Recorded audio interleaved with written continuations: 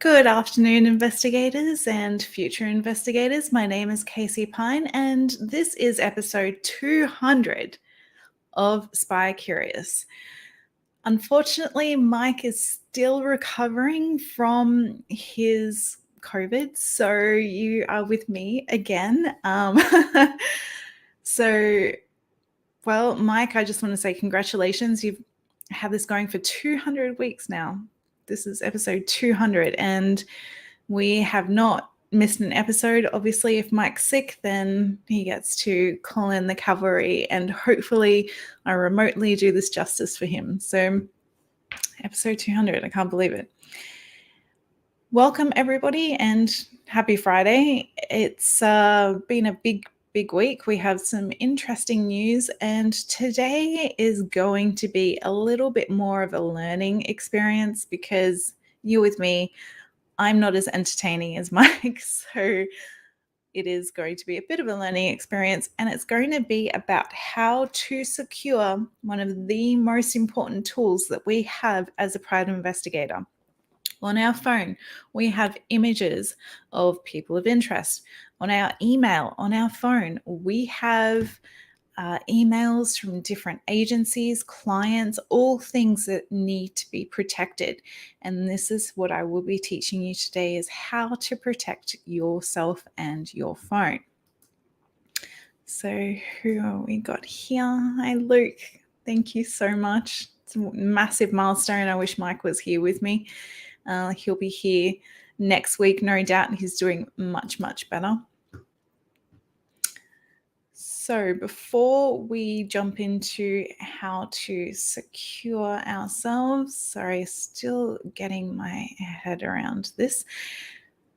We, as usual, I've just come from our bonus for our students, which is Friday Uni, and it's for our AirLap members as well.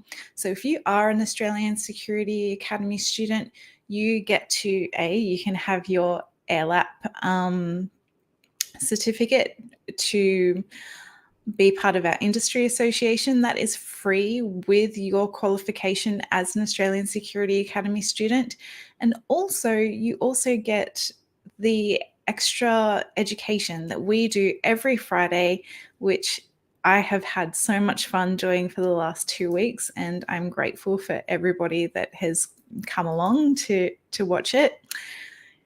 Hi, Xavier. Yeah, 200. It's been, I don't know how he does this every week and comes up with something. Hi, Chantel. Yes, Colin, hello. Yes, it's amazing to come up with this stuff. Hi, Chris, is incredible to come up with new, fresh content every week. It is a lot of work, so Mike has done a fantastic job. But yeah, so Mike has actually put together a couple of videos for us, and this is a little story about Mercer. Last week, Michelle, after a 2-year break to have a baby, returned to her job as a factual investigator in Victoria. In that time, things had changed, and it had become a requirement that all factual investigators working at that workplace now have a membership of an industry association. This was a bit difficult for Michelle because $280 a year plus $280 for the annual conference, that's another $600 on top of her startup return costs. But anyway, she's an ex-graduate of the Australian Security Academy, and fortunately Michelle got in touch with me and obtained free her membership of the Academy of Investigation, Risk and Loss Adjusting Professionals. Well done, Michelle. You saved a fortune, and it's great to see you back in action as a factual investigator in Victoria. So these are just things, little extras that we do at the Australian Security Academy for our students, because we, as you know, have been around for over 20 years now. And Mike is consistently listening to what people need and what our students need. And one of those things was an industry association that had a lower barrier to entry and that provided continuous professional development, which is what we do every Friday. Today, I spoke about the intelligence cycle and analytical techniques, and I got to geek out on that, which was a lot of fun. So they're things that you can be a part of if you're an Australian Security Academy student. If you are a student or a past student and you are not part of this, email Mike and we will get you on the list to send you out the link so you can be a part of this. And you don't have to watch them live. We do record it so you can watch the replay. We also have a couple of jobs this week, and Mike's kindly put together a video for this, so we'll check out the jobs for this week. These are the job vacancies, week ending March 24th, 2023. You will need a Certificate 3 in Investigative Services for any private investigator position that you see advertised for surveillance or factual investigation. In fact, you'll need a CPP 30619 Certificate 3 in Investigative Services from the Australian Security Academy. No other qualification counts in relation to those jobs you're about to see. Pinkerton's Detective Agency are looking for surveillance agents in New South Wales with an immediate start. This is not insurance work, it's actual surveillance and it's fun. If you're looking for an exciting career and you are looking for work at the moment, send me your resume to Michael Evans at the Australian Security Academy and I'll pass it on to Adam at the team at Pinkerton's. They're kicking some goals with some great work in New South Wales at the moment. This program has been running for quite a while. It's a pilot program. It's in conjunction with the New South Wales Police, and you'll be targeting thieves in relation to surveillance and their activities. So this is really rewarding work, only available from Pinkerton's in New South Wales. It's very well managed. Get in touch with me if you'd like to participate in that program. It's not like it's no rules. All the normal rules apply. It's just you're not limited by insurance companies' cringeworthy numbers of hours and times that you can do things. This is 7 days a week work and a great opportunity to earn an income through Pinkerton's Detective Agency, who you'll be working for, the oldest investigation agency in the world.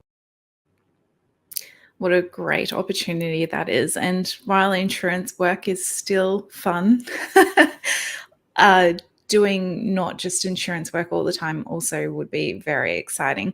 So don't forget that you can go to our Facebook group. It's a private group, Australian Private Investigator, Corporate and Government Investigation Jobs. This is where Mike looks for, he posts up the jobs. He keeps an eye on what jobs are coming out. Every week we post reputable jobs from reputable agencies such as Pinkerton's. We're not posting jobs from humdrum agencies that popped up last week. These are real jobs with amazing agencies. So make sure you head in here. Mike also gets contacted by different agencies and departments regularly so that he can post up their jobs so we can show our students that give them first choice at trying to apply for these jobs, which is always very exciting. I love seeing all of the different jobs that come out. And you'll see, as an investigator or someone that would like to be an investigator, you will see all the different jobs that are available and all of the different ways that you can work as an investigator. It's not just surveillance. It's not just factual. We now have OSINT, like what I do. We have a breadth of different investigations. So money laundering, all of that kind of stuff, you can become an investigator to do. Insurance work fun. I find it fun. I'm a bit of a nerd though when it comes to investigations. Okay, what else do we have here? So into a little bit of news. Mike wanted me to talk about this. So the abuse survivor takes to the witness stand as she sues former science teacher and the state government. So a woman who was sexually abused by her high school teacher has taken to the witness stand to tearfully recount how he made her feel, that I was scum, that I was rubbish. Katrina Munting is suing both her abuser, former Rose Bay High teacher Marcus James Pollard, and his former employer, the state of Tasmania. It's believed to be the first historical child sexual abuse case against Tasmania's state government that has reached trial stage and not settled beforehand. Pollard, who got out of jail nearly a year ago after serving 18 months for his crimes committed back in 1998 and 1999, has not showed his face at this civil trial. So this is absolutely crazy, but I actually was at Rose Bay High at that time. I have my little yearbook here, and Mr. Pollard was also one of my science teachers, and I can just imagine the different statements that were taken and how much corroborating evidence there was towards this man, because he was a massive flirt of a teacher. He was often absent, and I always wondered why he never really got along with the head science teacher, Mr. Officer, who was an amazing man. Mr. Officer, he was that teacher that you went to if you had an issue as a student. He went that extra mile for his students all the time, and you could just see that there was something between them that wasn't right. And Mr. Pollard used to flirt with students all the time. So I'm very sorry that this happened to Katrina, and that he has not destroyed her life. She's doing as well as she can for herself now. She's a school teacher, to make sure that she's taking a spot and doing the right things for students to keep predators out of the school system, which she's doing an amazing job standing up for herself and suing the state government, who knew what had happened. It had been reported. They didn't overlook it. He was asked to resign. He also had a workers' comp claim going at the time, and they said, drop the workers' comp claim and resign. And that was the end of that. And they thought it was a good outcome.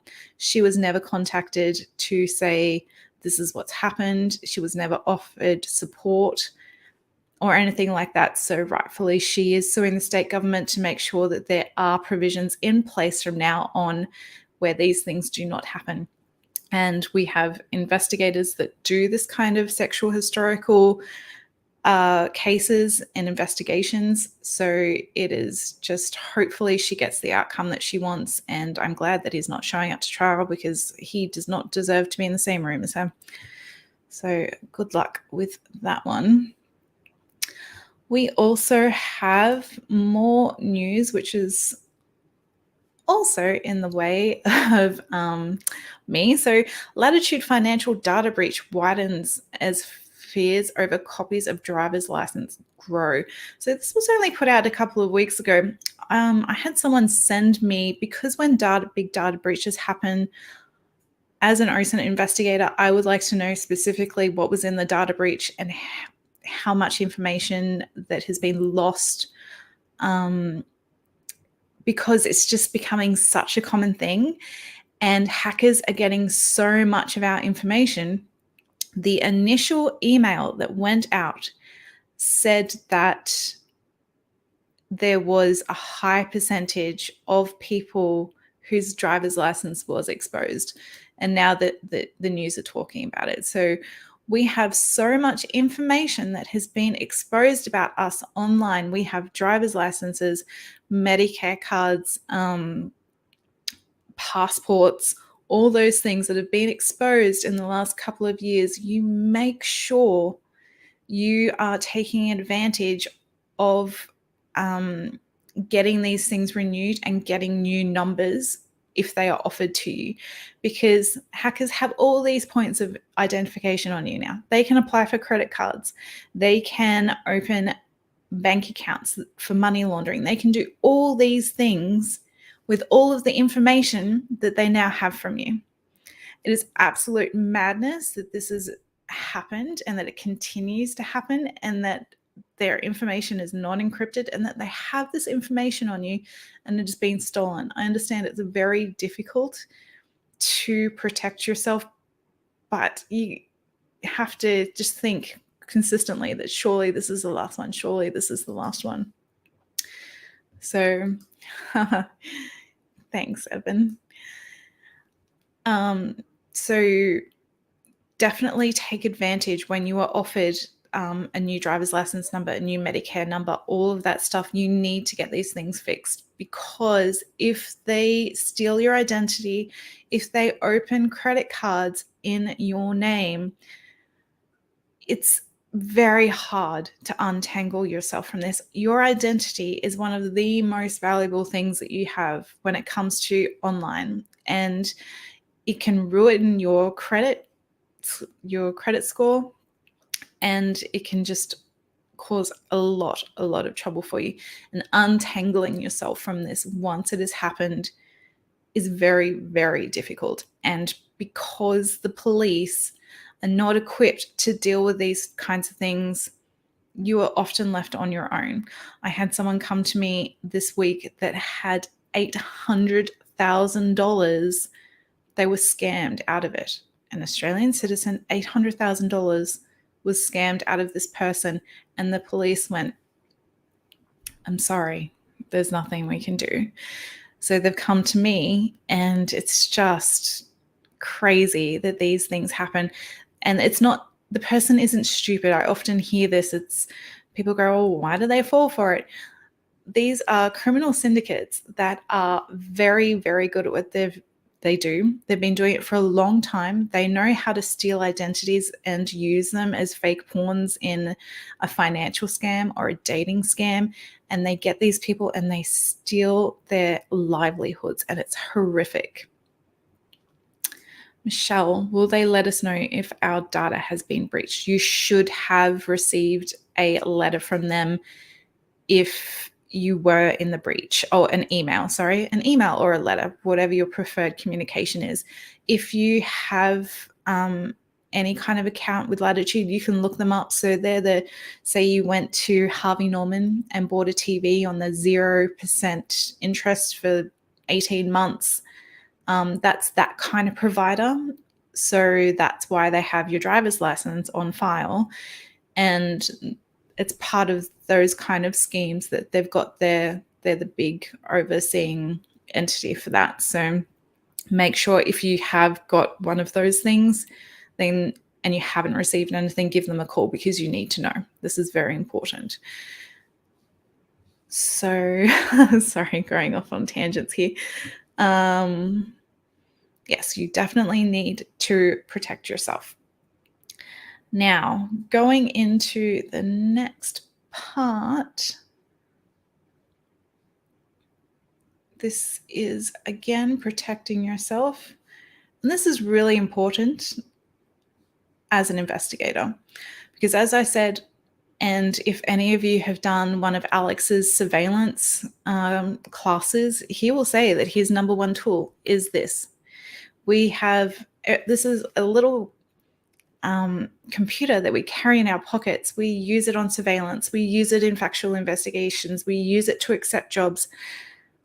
There is so much information on here that is very important and can be damaging, not only for you as an investigator, but for the people that you're investigating and the agencies that you're working for, or the people that you're working for. It is so important that you lock this down as much as possible, because there is a new crime wave thing going around where you will be standing on the street and you will be on your phone, and people will just come and take your phone straight out of your hand, and they will lock you out of your Apple account.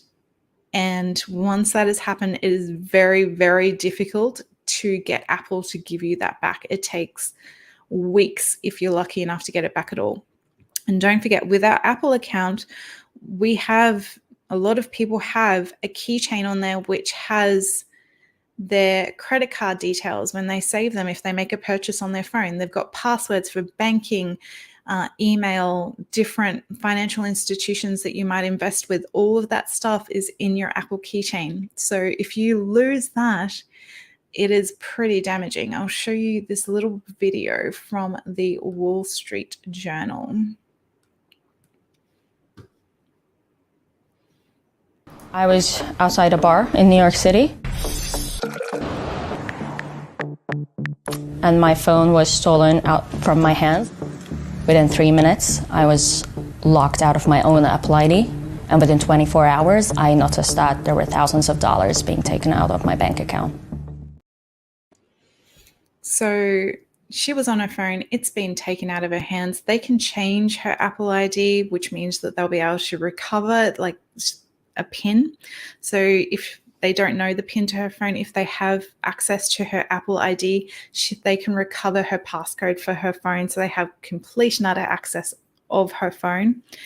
And also, even if you do type in a PIN, a lot of people don't use the biometrics because of the Big Brother surveillance type issues that we have.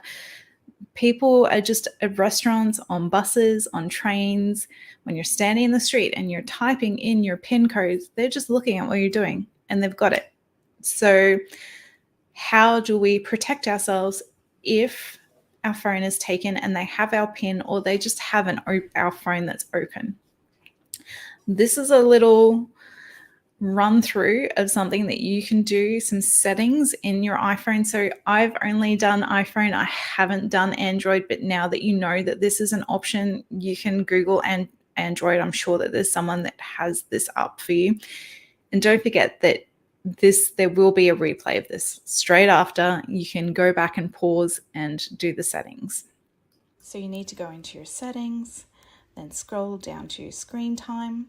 Go to content and privacy restrictions, turn it on, and then you go down to passcode changes. See how it says allow? Make it don't allow. So no one can change your passcode. And account changes, so don't allow, so no one can change your Apple ID. Hop out of there, then see how it says use screen time passcode. Set that.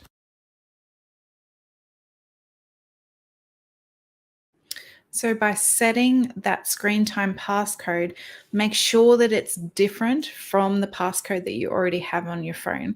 So that way, if they do already have your passcode, to change that back, the settings where it says don't allow, you have to put in an extra passcode, which is different to the one that you usually use just to open your phone. And that way they cannot get quick access to your Apple ID. So they can't change it. They can't change the email that it goes to. They can't change the password. They cannot lock you out. So you can get home quickly, get to your computer, change your Apple passcode yourself. You can do find your phone. You can take steps to protect yourself if your phone is gone and it is open with someone. Other ways to protect yourself, which is really, really important, your email. Your email on your phone is one of the biggest information slippage places out there. So it has everything on it. A lot of people store passwords. You've got cases, as I said before, that come in from your work. You have your general work emails. You've got doctor's appointments. You've got banking details. You have so much information on your email. So make sure that with your email app, whatever app you're using on your phone, you change it so you have to have your Face ID or a PIN to get in there. You don't want someone to take that phone out of your hands and just be able to push a button to open up your email, which opens up your whole entire world. Make sure it's protected by your biometrics or a PIN. The two different email accounts that I use on my phone, a Proton Mail, it does allow it, and Outlook allow it as well. Gmail, for whatever reason, I don't know why, it does not allow you to set that. I cannot find a way to set that up. It allows you to do it for your Google Drive. It can allow biometrics, but for some reason not Gmail. We really shouldn't be using Gmail as investigators anyway. If you want a free equivalent type thing of Gmail, use Proton Mail. It is encrypted. It's a fantastic service. They just keep getting better and better, and they're doing more things consistently to make that service better, which also includes having that biometrics to be able to get into your email. Thanks, David. It's so important to have these provisions in place because as I said, if you have your phone taken, it's a world of trouble. You're going to have to explain to your workplace or the agencies that you work for or the clients that you do work for that your phone has been stolen and there could have been information that might go out there about someone. So just take these small steps towards protecting yourself. The other thing that you can do that I consistently harp on about, you're probably all sick of me talking about this, is get a password manager. I had a friend message me this week. She got a notification from Airtasker saying that her email and password combination had recently been breached, so that they are forcing her to change her password to have it not be the same password as the breach that occurred. So she doesn't even know what breach she was in. She has no idea. She doesn't know if it's the Latitude breach, if it's old Strava breach, or what it is. If it's something new, she has no idea. They did not let her know. They obviously have that information from somewhere, and they can see that it's been breached. Use a password manager. You need to be able to have strong passwords which are completely different across every single login that you have. So if you are breached with, say, your Facebook, if Facebook is breached and somehow that they get your password, it doesn't matter, because that password is so unique and is specific to your Facebook that it doesn't matter if it's breached, because you do not use that password anywhere else. You do not use it for banking. You do not use it for anything. So we need to move away from the thinking that we can use our first animal and our child's date of birth with a capital at the front and an exclamation mark at the back and assume that that is strong enough, because it is not.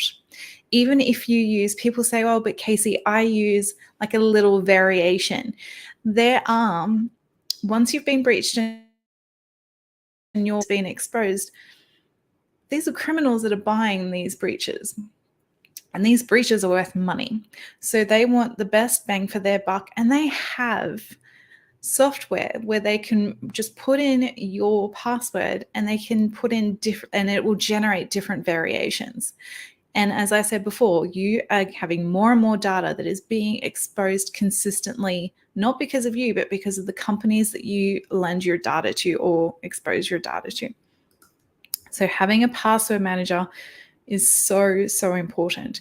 And wherever you can, enable two-factor authentication, because it is another wall between you and someone else trying to get into your information.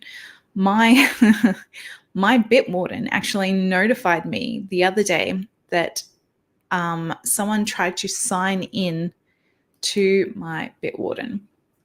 So they also troll videos like this. When I do a screencast, you can see that I have the little Bitwarden tab up the top. It's not hard to find my email address. So, but I have two-factor authentication turned on. I have an exceptionally strong password. It's the strongest password that I have, and it's the only one I know, because your master password is the most important. And Bitwarden are unique in the way that if they are breached, all of that data is encrypted so they can't get to it. And if you are paranoid about having something like this in, like relying on a website for this, which is understandable, especially if you have a business, say you have an accounting business or something, and you're storing passwords for clients and things like that, you can download a version and just put it onto a USB stick and have a cold version, which isn't connected to the internet, but it's there. You can store all of your usernames and passwords on that and just have it on a USB. You stick it in your safe at night or whatever.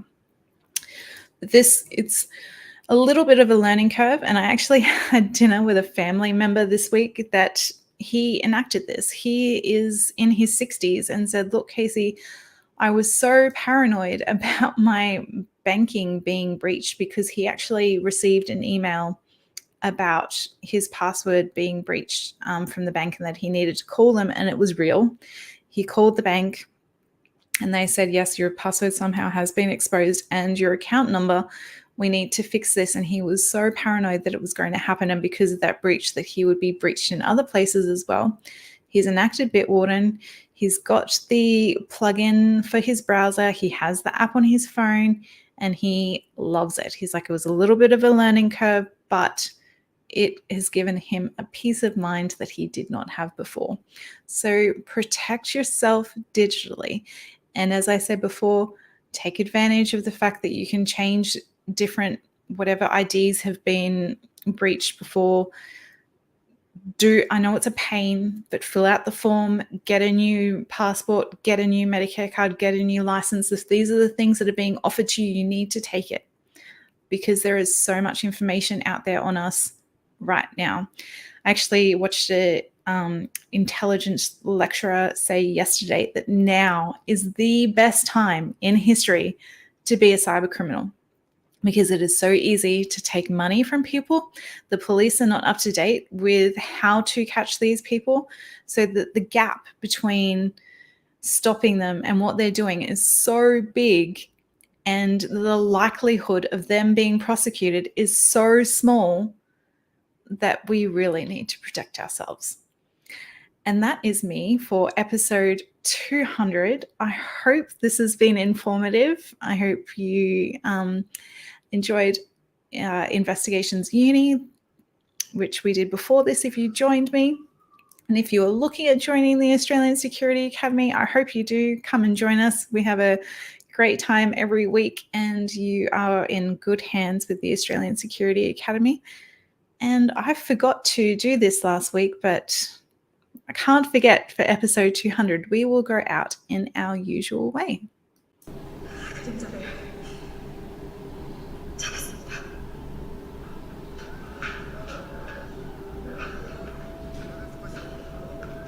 작전 종료. 전원 복귀할 것.